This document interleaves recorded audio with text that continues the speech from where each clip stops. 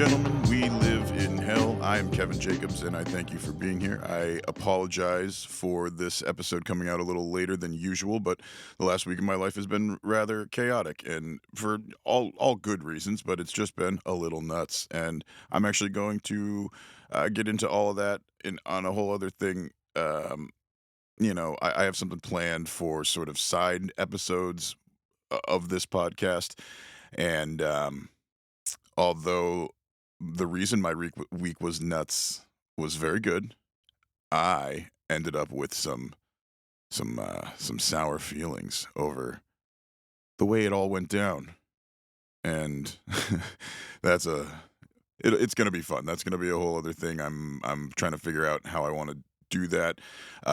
It's sort of gonna be bonus kind of content for this.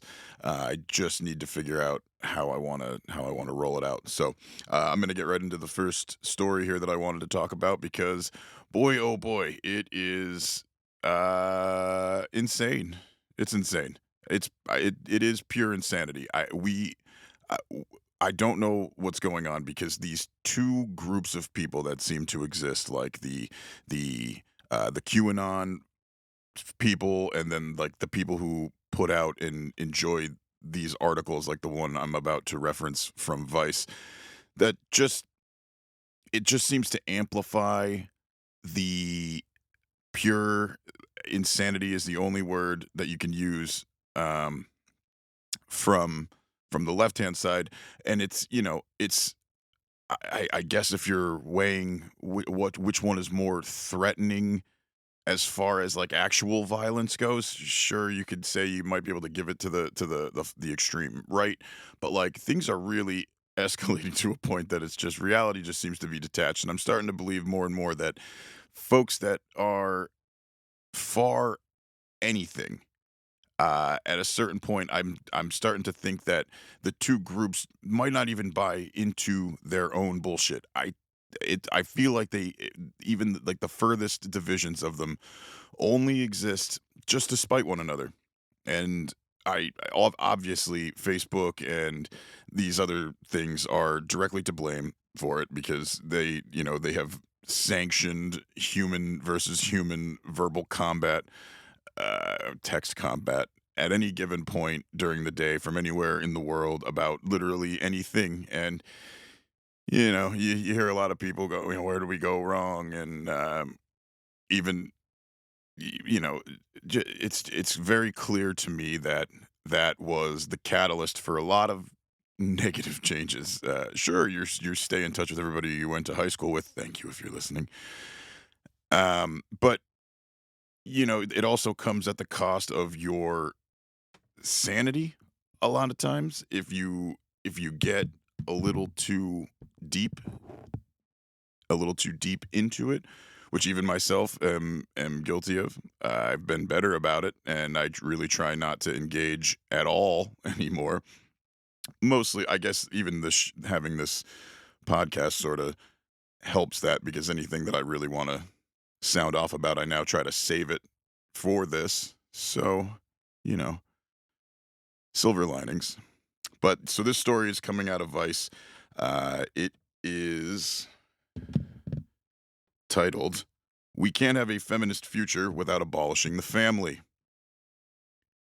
That's right. We can't have a feminist future without abolishing the family. Now, I don't even know what the fuck that means, on its face. Breezing through this article, it's going to be clear that not a lot makes a whole lot of sense here, mostly because they open this article with, talking about the fact that this radical feminist, as they dub her, radical feminist thinker, um, they they even point out, even though it is Vice, they point out the irony in the fact that they open this story with the fact that she had been tending to her terminally ill mother with stage 4 cancer, which is awful. That is very sad. Um, and she is Philadelphia based, which, God, come on, Philly. And she was traveling back and forth to the UK where her mother was, staying to take care of her off and on, and this was becoming increasingly difficult because of a visa issue that she was having specifically toward the end of her mother's life. And that's all very sad, but, she was playing the caregiving role, which is sort of where the her ironic call for abolishing the family and her sort of stance on, how society should be conducting themselves, I guess. It would seem the what she's calling for seems to fly in the face of how she reacted to this, and, that's why I feel like maybe there's just a lack of perspective here. I would have liked to have thought that maybe these things would have changed after going through an experience like that, taking care of your terminally ill mother across an ocean. But it does not seem to me anyway that that's where we end with this. But as it is, a little more, um, so a little more. There's not really much more background. That's pretty much the background of the story. But so she somebody asked her about this. She was speaking at a Lower Manhattan event hosted by an arts journal, eFlux. What I guess that's the name. I don't know. No, I don't know. This is right in line with everything else. It doesn't make sense. It's just sort of random, and it almost feels like you're just saying words. So she reflected on what is obviously an irony to her crisscrossing an ocean to take care of her ailing mother, and she had this to say: 2019, in addition to its more general geopolitical ghoulishness, has been a difficult one for this particular family abolitionist. Lewis told the audience of about 2 dozen. It's been surreal because the temporal coincidence of the quote full surrogacy launch with this unprecedented requirement for me that I be at my closest bio relative's bedside brought the stakes of my subject matter to life with almost unbearable intensity. The book and its core premise gained widespread attention from leftist publications like Jacobin and The Nation, all the way to Fox News' Tucker Carlson, who dedicated a June segment on his primetime show to tearing it down. Of course he did. I mean, it's easy. It's low hanging fruit, Tucker. I'm fucking doing it. Get out of here. Recently, the columnist David Brooks declared in The Atlantic that the quote, nuclear family was a mistake.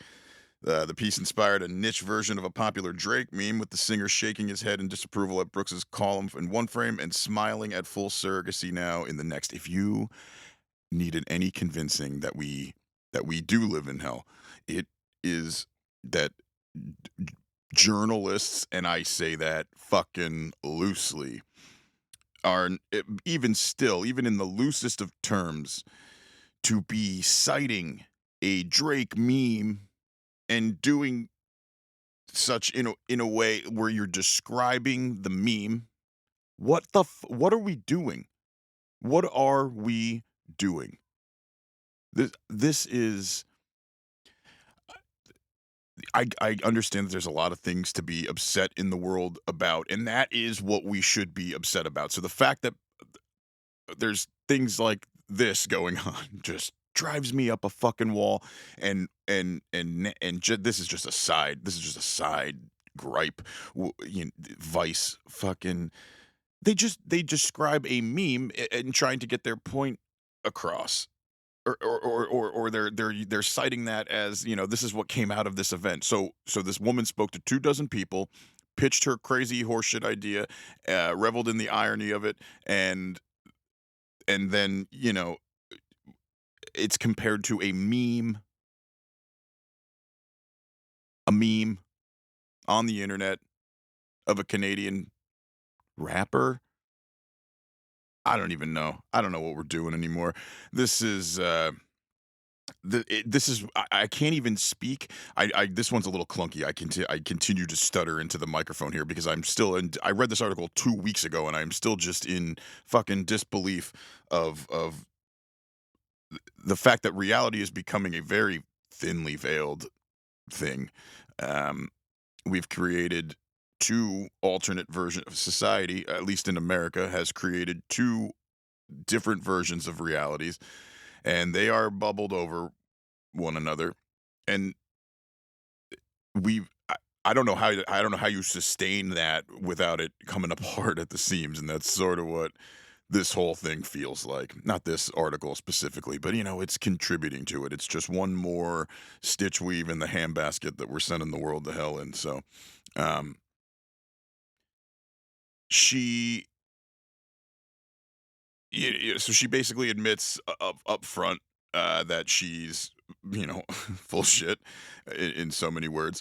She demands what she calls full surrogacy now, and she isn't talking about commercial surrogacy as she puts it. Instead, she uses the surrogacy industry to build the argument that all gestation work is because of the immense physical and emotional labor it requires of those who do it. She often refers to pregnancy as extreme sport, an extreme sport. Any fellas out there that have a pregnant girlfriend or wife, I challenge you to just once refer to, a horrible moment they're having because of a pregnancy as them playing extreme sports. I just, let me know how that goes. Uh, if all forms of pregnancy could count as work, we can take a clear eyed look at our current working conditions. Quote, "It is a wonder we let fetuses inside us," she says at the start of her book, citing the roughly 1,000 people in the United States who still die as a result of pregnancy and childbirth each year, mostly poor women and women of color. This situation, she said, this situation is social, not simply natural. Things are like this for political and economic reasons. We made them this way. And so we can also make them different, she argues. She imagines a future where the labor of making new human beings is shared among all of us. The term mother no longer being a natural category, but instead something that we can choose to be. I'm going to let that simmer for a second. The term mother is no longer being a natural category, but instead something that we can choose to be. At this point, surrogacy becomes somewhat metaphorical. Lewis isn't asking that we all agree to physically gestate fetuses that aren't biologically ours. No, that would be fucking crazy.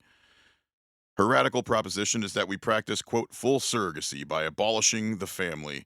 That means caring for each other not in discrete private units, also known as nuclear households, but rather within larger systems of care that can provide us with the love and support we can't always get from blood relations. You mean friends? Are you talking about friends? Like close friends? Even those of us who might call our family situations relatively happy should sign on to this project of demolishing their essential structure, because nuclear households create the infrastructure for capitalism, passing wealth and property down family trees, concentrating in the hands of the few at the top of our class hierarchy.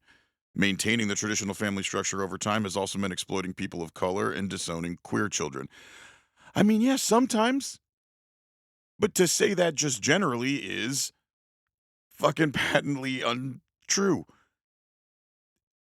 This is, I mean, this should be sounding alarms for some folks because I know everybody wants to be on, even if you want to just be, if you're looking at it objectively and you want to be on what they're calling, the right side of history, it just seems like the people who were on the right side of history are bored with that. So now they're getting their feet wet and dabbling in other forms of more psychotic being on what they perceive as the right side of history. And I mean, I got news for you. The right side of history doesn't matter when the fucking end comes. When it's all over, everything is the past and there is no more. So, oh god, we really are finished.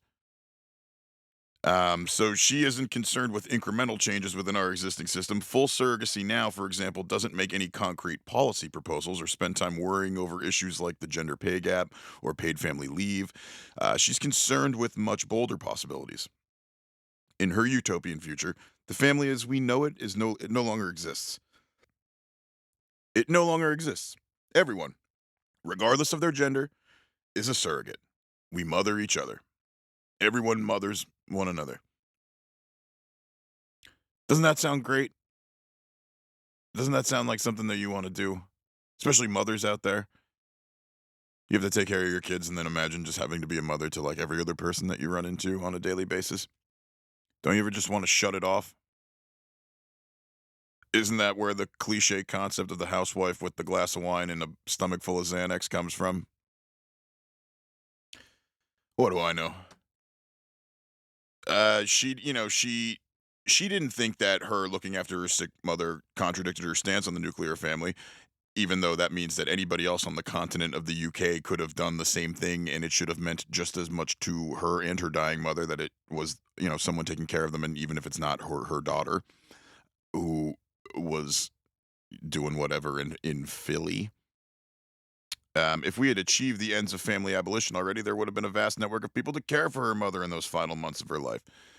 So, you got to play the game you got to play the game. That's it. You got to play the game, is what she's saying. She's doubling down. You got to play the game. Yeah. Well, until we change these things. She said, quote, nothing could have better illustrated the impossibility, the unjustness, and the structural scarcity for all concerned baked into the heart of the private nuclear household. Like, what? Nothing could have better illustrated the impossibility, the unjustness, and the structural scarcity for all concerned baked into the heart of the private nuclear household. It is just a word salad. These people are psychopaths. That's the problem. These people are psychopaths, and and companies like Vice are giving these people a platform, and they're putting this. Now, I don't know if this is just on. Maybe Vice is just turning full heel, and it's some kind of sarcastic backhanded thing. I'd like to think so because the alternate reality that they're framing here is bananas, and it's upsetting because from a leftist perspective, there's plenty of gripes that you could be making. And I mean, if you're going to be journalists, just be fucking journalists. We got like 5 journalists in the world. You know what I mean? Like and even they are not infallible and get accused of being one way or the other, because it's just a case of you're never going to make everybody happy. But we literally, like, on one hand, you could probably count the amount of American journalists that have any sort of credibility, with me at least, or anybody that's really like paying attention and could name more than a couple of journalists. It's just now it's this clickbaity horseshit that is. I'm like I said, I don't understand its purpose other than to incense you, um, because that's what it does to me. When the author of this article visited Lewis in Philadelphia in December, they met at a cafe across the street from her apartment around 1. They planned to meet earlier, but that morning Lewis texted me asking if they could push back their date a couple of hours. She stayed out until 5 a.m. With at her buddy's birthday party. So this is, you know, I know people who stay out until 5 a.m. dancing with their friends. I know people like that. I've done that, not so much dancing, but the 5 a.m. thing.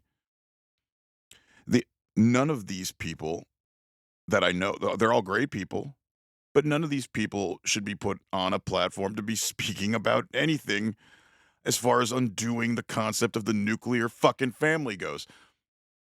Oh my god. So I'm not even, I'm not even going to talk about it anymore because it really just kind of gets more into her background, and it's more of a biography piece, it seems, to turn into almost, and none of it's really interesting. You know what I mean? It's not. She's a pretty, you know bland person, and I'm not being mean because I've already deemed her a psychopath. I'm just saying, like, generally, she's not very interesting, so I think that's why you gotta be out there screaming some fucking crazy shit like this to get anybody, at least Vice, to pay attention to you and put an article out onto the internet to rile up some fucking idiot who's gonna yell about it on a podcast. I guess that's what you can do. And maybe I'm in the business of that. A mint condition copy of Super Mario 64 sold for $1.5 million. $1.5 million. Dollars. How many people just lost their unemployment in this country? And I mean, say what you will about that. I I'm not even going to get into it because it's frankly fucking annoying. But the idea that during a time like this, someone is spending $1.5 million dollars on a sealed copy of a Nintendo 64 game is hilarious. So, there's always a memorabilia market and sometimes prices skyrocket for weird things, but an unopened copy of the legendary Nintendo 64 game Super Mario 64 sold for a record-breaking $1.5 million dollars at auction over the weekend. Although Super Mario 64 is the best-selling Nintendo game of all time, with more than 11 million copies sold, the auction cartridge was one of less than 5 sealed copies that have been graded by professionals as a 9.8 or an A++. WADA rating. WADA? Isn't that aren't they who fucking test, like, uh, Olympians for steroids and shit? I mean, not well, they're not very good at it from what that one documentary told me. Um, which I guess they grade out of 10. They're called WATA games, and this was from an auction specialist. They said it seems impossible to overstate the importance of this title, not only to the history of Mario and Nintendo, but to video games as a whole. This copy is a true prize for any serious collector. And I mean, I'll admit it. That Christmas morning when I got a Nintendo 64 and first popped in Super Mario 64, it blew my dick in the dirt. Absolutely. No one's questioning that. 3D? Fuck yeah. Do I want to slide on my belly into a small pond? Hell yes. Front flip, super jump? Got you. I'm not disputing that. It was magical. But I can't imagine this is clearly some kind of dork pro gamer, TikToker, influencer, future felon that did this. I can assure you. I don't think they tell you who bought it, but a few days before that, a copy of The Legend of Zelda, a rare copy from an early production run, it was sold for $870,000. This was the first time I believe a game was sold for over a million. Yes, that is correct. Many speculated about what could possibly warrant such a high price point, considering there was nothing unique about the game besides its mint condition. Both games have since been re released on the Nintendo Switch, but their high price points reflect a resurging interest in video game memorabilia sparked by the pandemic. Pokemon cards have seen similarly skyrocketing prices. Who would have thought that Pokemon cards would have made it to 20 and 21? Right? Like, I, I get that's pretty impressive because now, like in the world of cell phones and however, but everything is flashy and things are in 3D and all this other shit, like a card-based game. I guess they've moved into other franchise, but they're specifically citing Pokemon cards, which that is pretty striking to me. I saw that, the one dipshit Logan Paul, you like wore a Pokemon card around his neck before he went out and fake fought a 50-year-old boxer for $100 million. So it said that collectors have started turning video game collectibles because they quote represent the childhood cultural zeitgeist of the 80s and the 90s much better than comic books or things like that. He explained that collections now look for historic games with iconic characters that are also in great condition. Investing in collectibles like this means they possibly think it could be worth even more in the future. Does anybody buy something like that for $1.5 million dollars with the intention of getting rid of it unless shit gets real bad? And if the kind of person bought it that I suspect bought it, it's going to. So you better fucking hope so. Um, Apparently this copy hit on all the requirements. The guy said, quote, "You're not going to find a nicer copy of Super Mario 64, so if you want to own not just a copy of Super Mario 64, but the nicest one in the whole world, this was the one." Well, very well said, man. Very well said, grown man who gets paid to do this. Heritage Auctions is currently listing other copies of the game for between 2,000 and 7,000, including another A++ copy that is currently listed at $5,000. Well, doesn't the first guy feel like he got fucking ripped off? A 9.4 edition of the game has already reached 38,000. 38,000. This is 1.5 million. See, this has to just be some geek who just threw his nerd dick on the table and was like, 1.5 million, I'm taking it. Box it up. Let's get the fuck out of here. That's crazy. I will be honest though that if somebody ever came up to me and was like, "I spent $1.5 million on a copy of Super Mario 64," I'd ask them if they wanted to invest in a business I just started at that moment, and if they said no, I'd probably just slap the shit out of them for being dumb as fuck and for not being in on my fake business that I just would have created at that moment. So that's good. Somebody's out there happy with their sealed copy that they're never going to open and touch and put on a shelf and just say, "Hey, that cost $1.5 million." So this is coming from Insider.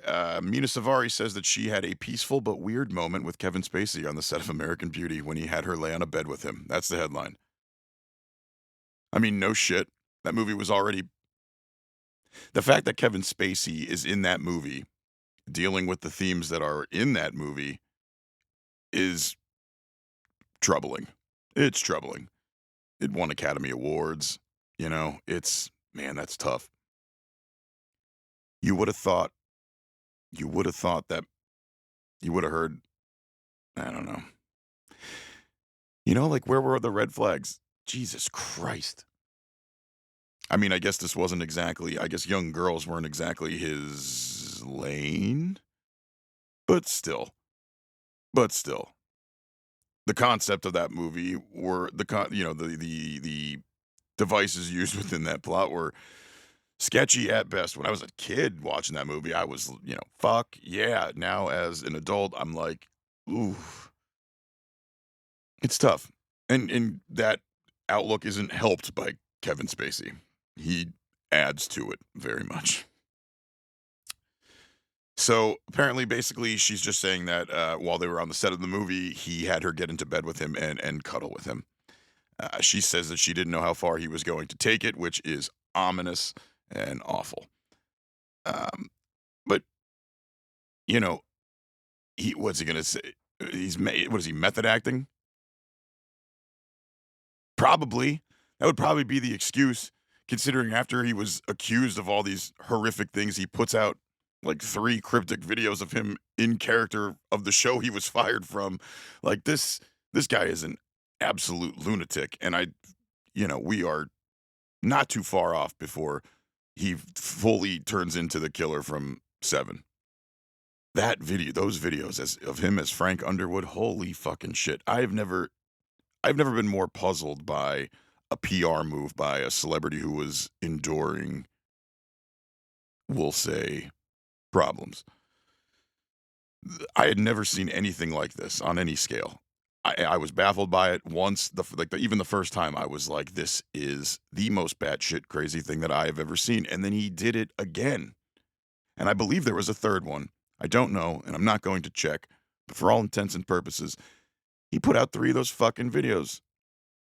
Now, I know that you thought that I did something bad, but I've been here the whole time with you, not being bad. You believe old Frank? It wild, wild. The fucking balls on that guy. Uh, it's truly astounding. I don't know what that guy. Somebody needs to examine his brain when he dies, and let's see you know, what areas light up when we hit it with a little juice. So here's another. Uh, this is going to add to my theory of how social media is adding to the end of the world. A Tennessee man targeted for his Twitter handle dies after swatting call sends police to his home. Mark Herring, 60, suffered a massive heart attack, his family said, and an 18-year-old was sentenced Wednesday to 5 years in prison. The 60-year-old Tennessee man died after he was swatted by a group of people who wanted him to give up his Twitter handle. All right? They sent an armed force to a guy's house over a Twitter handle. You got to the level of bored or stupid or s- lunatic or a mixture of all of those things that it takes to do that. Yeah, it was funny. I got to admit, like when swatting first became a thing and like no one had been killed from it yet, it was just some kid who was talking shit in a video game just soiling his pants as his house was surrounded by flashlights and screaming men in Kevlar. That's that was good fun. But then people started getting shot because they were obviously panicking when out of nowhere they were being surrounded by flashlights and men in Kevlar, not really knowing what's going on. So the incident happened actually in April of last year after the swatter called police to report a fake murder at Mark Herring's home. Law enforcement swarmed his property with their guns drawn. Herring, who was shocked and confused, obviously suffered a massive heart attack. Now, you could say what you want about this gentleman's health. He vaguely resembles. He could have been an adult brother of the Margera family. And I'm not trying to speak ill of this man. I'm just saying he's not a beacon of health, and probably wouldn't have taken a whole lot to trigger this sort of an episode, we'll call it. But drawn weapons, middle of the night, whatever the case may be, I'm sure it helps. Um, his daughter Karina said, "quote I believe he was scared to death. I believe from the adrenaline and the guns in his face, a heart attack happened." Well, I mean, it would be a hell of a coincidence for the two not to be linked, Karina. One of the swatters involved, Shane Sonderman, was sentenced Wednesday to 5 years in prison. Authorities say he was a minor at the time of his death, but turned 18 after the arrest, and he was charged as an adult with wire fraud, conspiracy, interstate communication of threats, false information and hoaxes, and conspiracy. Wire fraud. Maybe I don't know what that is. I'm I'm acting surprised that they're claiming he committed wire fraud, and I also don't really know what that is. So we'll put a pin in that. So in March, this kid apparently he agreed to plead guilty to the conspiracy charge in exchange for some of the other charges being dropped. And his co-conspirator is a minor from the UK. Jesus. According to court documents, which do not name the person, co-conspirator was not extradited to the U.S. for charges. He targeted at least 5 people across the country, demanding that they give up their social media handles. What a dork. What did he want him for? Were they like all similar? What was he trying to do? If the person surrendered the handle, Sonderman would then put it up for sale on internet forums. Oh, God, what a nerd. You know what? I'm glad this little fucking asshole is off the streets.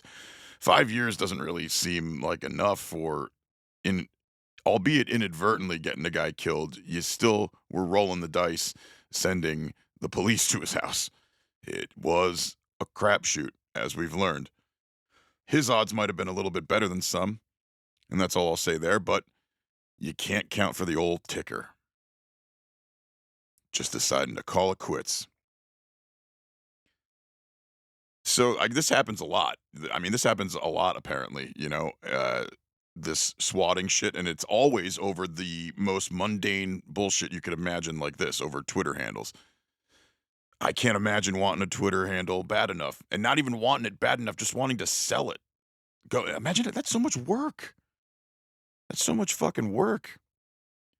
If any of these people put effort into doing something useful, they would probably change the fucking world because most of them have to be like brilliant to pull this shit off, and instead they're dicking around with 60-year-old guys in Tennessee over Twitter handles, and instead they could be, I don't know, doing something other than that. Jesus Christ. On the night of his death, his daughters received unexpected cash-only pizza deliveries at their homes. I mean, I could see why that would be funny without knowing that he was dead, but I could definitely see why it's funny after he died. Sorry about that, but here's a couple pies to take your mind off of it. Feed your soul. Oh my god. She tried, they were alarmed by the pizza deliveries, which is not something I could ever say that I have been.